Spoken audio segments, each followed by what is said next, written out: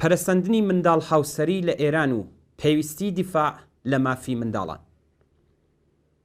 لە ماوەی ڕۆژانی ڕابردوودا سازمانی سەبت و ئەحواڵ ئامارێکی دڵتەزێنی سەبارەت بە هاوسەرگیری منداڵانی کەمتەمەن لە ئێران بڵاو کردەوە. بەپێی ئەم ئامارە لە 6 مانگ و 16 ڕۆژی سەرەتای ساڵی 1400دا 791 منداڵ لە دایکانی 10 تا 14 ساڵ تەمەن بە دنیا هاتوون. بەوتەی سازمانی سەبت و ئەحواڵ ئەم ژمارەیە ئاماری سەرەتاییە و لەوانەیە لە داهاتوودا بگۆڕدرێت. وستانی سیستان و بەلوچستان بە لەدایکبوونی 127 کوڕ و 121 کچ لە دایکانی 10 تا 14 ساڵ تەمەن لە ساڵی 1400دا لە سەرووی ئەم ئامارەدایە. حکوومەتی ئیسلامی ئێران نەتەنیا لەگەڵ مافی ژن و بەرابەری ژن و پیا و دژمنایەتیەکی کردەوەی و یاسایی هەیە، بەڵکو دابوو نەریتی سەدەکانی ناوەڕاست کە سڵامەتی جەستەیی و دەرونی منداڵ دەخاتە مەترسیەوە پەرە پێداوە. هاوسەرگیری منداڵان یان منداڵ هاوسەری دژ بە مافی تاکە کەسی و ئینسانی منداڵانە و نەتەنیا منداڵی ئەم کەسانە بە فیڕۆ دەدات، بەڵکو لە داهاتووشدا لەگەڵ کێشەی جەستەیی دەرونی و کۆمەڵایەتی بەرەڕوویان دەکاتەوە.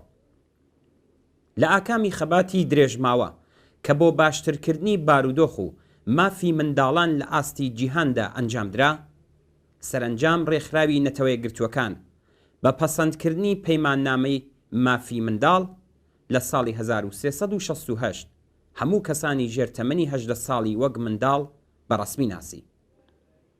کمیتەی مافی منداڵی ڕێکخراوی نەتەوەیە گرتووەکان لەسەر ئەم بنەمایە داوا لە دەوڵەتەکان دەکات کە ئەگەر تەمەنی یاسایی دیاریکراو لە وڵاتەکان ژێر 18 ساڵە بۆ سەرووی 18 ساڵ بیگۆڕن.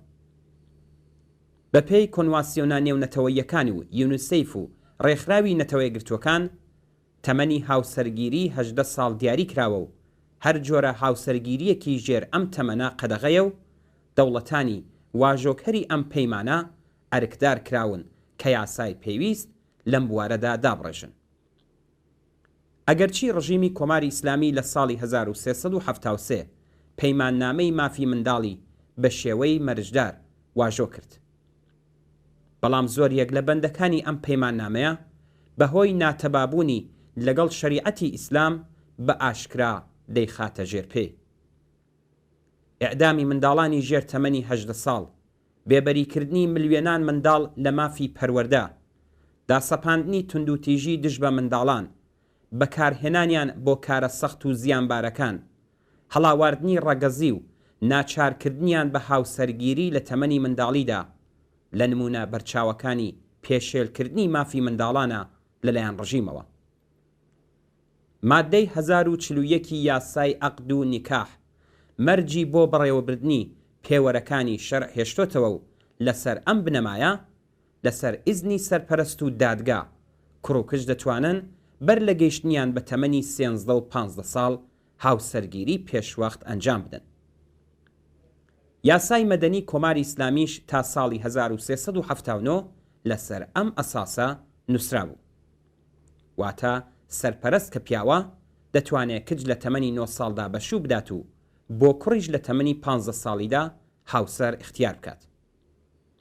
پاش خەباتێکی درێژماوە بۆ هەڵوەشانەوەی ئەم جۆرە یاسایانە، سەرنجام دەستگای قەزایی کۆماری ئیسلامی لە ساڵی 79دا قبولی کرد کە لانی کەم تەمەنی 13 ساڵ بۆ هاوسەرگیری کچان لە ناو یاساکانی خۆیدا بگونجێنێ.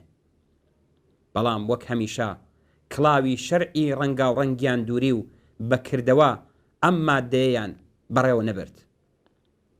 هاوسەرگیری پێشوەخت بە تایبەت بۆ کچان کە فەراغەتی سەردەمی منداڵی و دەرفەتی کەموێنەی پەروەردە و پشکەوتنی توانایی و گەشەی فکر و جەستە و شکڵگرتنی کەسایەتیان لێزەوت دەکرێ، سەرەڕای توشبوون بە ئاسەوار و ئاکامی نەخوازراوی ڕۆحی و جەستەیی، کاریگەری ناخۆش و دوا هاتی نەرێنی لەسەر بنەماڵە و کۆمەلگا دادنێ. بووکی کەمتەمەن بەهۆی گوشاری کاری ناوماڵ و سنوورداربوونی دەرفەتی منداڵێتی توانای بڕیاردان لەدەست دەدات. ئەم کچانە بەهۆی دووگیانبوونی پێشوەخت و ئاشنا نەبوونیان لەگەڵ تەوەرە سێکسیەکان بەردەوام هەڕەشەی مەرگیان لەسرە بە جۆرێک کە ڕێژەی قوربانی بوونیان 5 بەرابەری کچانی تەمەنی 20 ساڵە. هاوسەرگیری منداڵان یەکێک لە دیمەنە مەترسیدارەکانی توندوتیژی دژ بە منداڵان و نمونەی منداڵ ئازاری و کۆی لەکردنی ئەم نەونەمامانە بە ئەژمار دێت و پێویستە بە تاوانی جنایی لە قەڵەم بدرێ. پێویستە ئەو پەیوەندە کۆمەڵایەتیانەی کە لەگەڵ توندبوونەوەی هەژاری و فەلاکەتی ئابووری بەستێنی پەرەسەندنی هاوسەرگیری منداڵان دەخڵقێنن، ئەو شەرع و سونەتانەی کە ڕێگە بەم جۆرە هاوسەرگیریانە دەدەن و بەرهەمی دێننەوە ڕیشەکێش بکرێن. ئەو شەرع و یاسادانەرانەی کە ئەم جەنایەتە شەرعی و یاسایی لە قەڵەم دەدەن پێویستە بە دادگا بسپێردرێن و سزا بدرێن. پێویستە کولتور و سنەتی دواکەوتوو پرتوکاوی ئەو سەرپەرستانەی کە کچە منداڵەکانیان ناچار بە هاوسەرگیری دەکەن ببردێنە ژێر پرسیارەوە. ئەوان کە زۆر جار بە خاتری هەژاری دەست دەدەنە ئەم کارە پێویستە نسبەت بە دواهاتی یەکجار زیانباری ئەم کردەوەیان ئاگادار بکرێنەوە. بۆ پێکهێنانی کۆمەڵێک کە تێیدا منداڵان بتوانن لە ئاسایش و ئەمنیەتدا منداڵی بکەن، دەرفەت بۆ پشکەوتنی توانای منداڵان دابین کرابێ، هەژاری ئێعتیاد و فەقری فەرهەنگی دژ بە قازانج و مافی منداڵان کەڵکی لێوەر نەگیرێت و بەر بە هاوسەرگیری منداڵان بگرێت و پێویستە حکوومەتی ئیسلامی بڕوخێت و نظامێک دابمەزرێ کە تێیدا هاوسەرگیری منداڵان نایاسایی ڕاگەیەندرێت و ئەو مارە بڕوو ئاخوندانەی کە هاندەری هاوسەرگیری منداڵان و بەکردەوەی دەردێنن بە تاوانی پێشێلکردنی مافی منداڵ و مافی مرۆڤ بە دادگا بسپێردرێن.